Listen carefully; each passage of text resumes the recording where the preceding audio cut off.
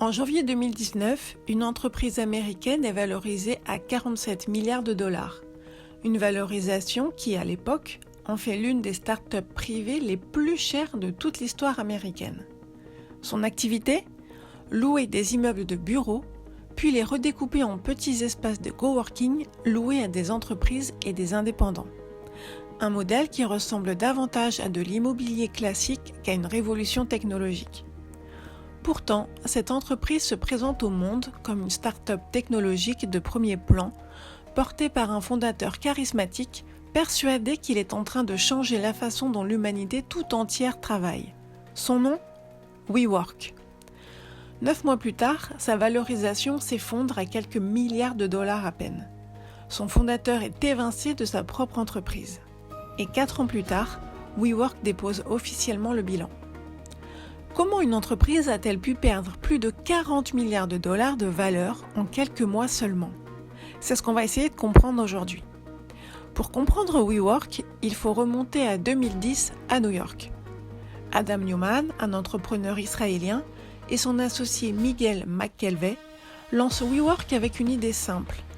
Signer de longs baux commerciaux sur des immeubles de bureaux, les rénover pour les rendre attractifs, puis les redécouper en espaces de travail loués à court terme à des indépendants, des petites entreprises ou des startups. Le modèle économique, à sa base, est celui de n'importe quel loueur d'espaces commerciaux. Loué à long terme à un certain prix, sous-loué à plus court terme et plus cher, et empocher la différence. Mais Neumann ne présente jamais WeWork comme une simple entreprise immobilière. Il la présente comme une révolution de la façon même de travailler. WeWork ne loue pas des bureaux, répète-t-il sans cesse. WeWork vend de la communauté, de l'énergie, un nouveau mode de vie professionnel. Ce discours fonctionne à merveille dans la Silicon Valley de la fin des années 2010, une période où les investisseurs sont prêts à valoriser des entreprises non pas sur leurs bénéfices actuels, mais sur l'ampleur de la vision qu'elles promettent de réaliser. En 2017, un acteur décisif entre en scène, Masayoshi Son, le patron du géant japonais SoftBank, qui investit 4,4 milliards de dollars via son fonds Vision Fund. Séduit par le charisme de Neumann et sa vision d'un empire mondial du travail, Son continue d'investir massivement, tour après tour, poussant la valorisation de WeWork toujours plus haut, convainquant au passage d'autres investisseurs de le rejoindre. À cette période, l'entreprise multiplie pourtant les signaux inquiétants. En 2016 déjà, WeWork perd 191 millions de dollars pour seulement 178 millions de dollars de revenus. Un rapport de perte supérieur aux revenus eux-mêmes, un déséquilibre que peu d'entreprises traditionnelles pourraient se permettre de maintenir aussi longtemps. En janvier 2019, après un investissement supplémentaire de 2 milliards de dollars, WeWork atteint sa valorisation record, 47 milliards de dollars. C'est ici que se cache l'un des mécanismes les plus vicieux. Une valorisation privée, fixée entre une entreprise et un petit nombre d'investisseurs, ne repose que sur ce que ces investisseurs sont prêts à payer à ce moment précis. Elle ne garantit absolument rien sur ce qu'un marché beaucoup plus large, exposé à l'ensemble de l'information disponible, sera prêt à valider une fois l'entreprise rendue publique. On y reviendra. En août 2019, WeWork dépose justement les documents nécessaires pour entrer en bourse. Et ce document, appelé le S1, oblige l'entreprise à dévoiler publiquement pour la toute première fois le détail de ses comptes et de sa gouvernance. Ce que révèle ce document choque immédiatement les investisseurs institutionnels et les analystes financiers. WeWork perd des sommes considérables chaque année, sans perspective claire de rentabilité.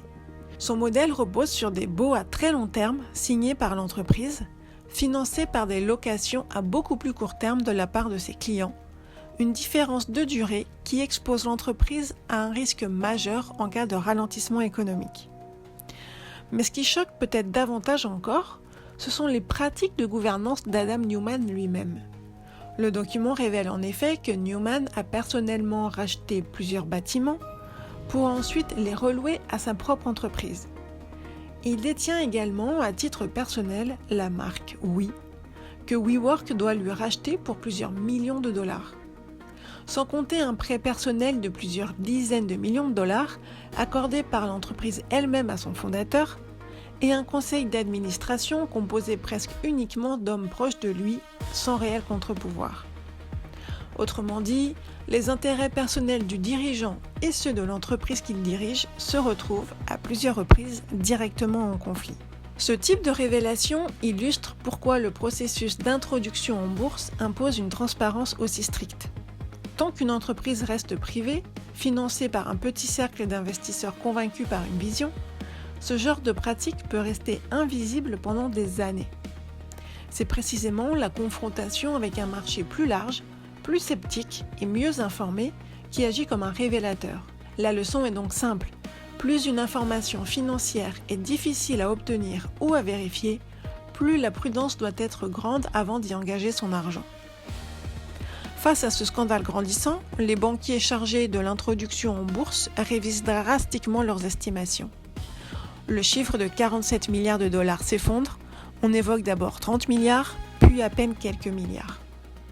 La pression devient telle que le conseil d'administration de WeWork, ainsi que son principal actionnaire, SoftBank, pousse Adam Neumann vers la sortie.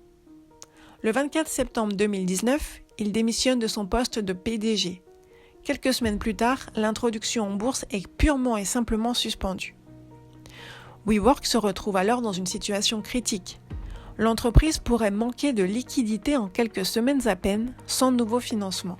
SoftBank, qui a déjà investi des milliards dans l'aventure, se retrouve devant un choix douloureux mais logique. Plutôt que de voir s'effondrer totalement un investissement colossal, l'entreprise japonaise injecte plusieurs milliards de dollars supplémentaires pour finalement prendre le contrôle majoritaire de WeWork à une valorisation ramenée à environ 8 milliards de dollars, près de 6 fois moins que quelques mois auparavant. Adam Neumann, de son côté, quitte l'aventure avec un accord de départ estimé à plusieurs centaines de millions de dollars, malgré l'ampleur du désastre qu'il laisse derrière lui. Un contraste frappant qui alimentera longtemps la controverse.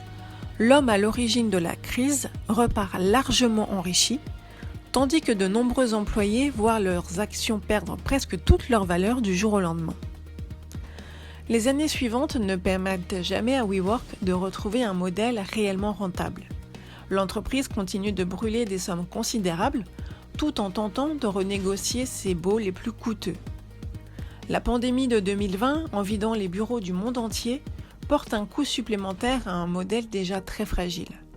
En novembre 2023, WeWork dépose officiellement le bilan. Une entreprise valorisée 47 milliards de dollars, 4 ans plus tôt, se retrouve incapable d'honorer ses engagements financiers. L'histoire de WeWork, ce n'est pas seulement celle d'un fondateur excentrique aux méthodes de gestion douteuses. C'est l'histoire d'un mécanisme plus large.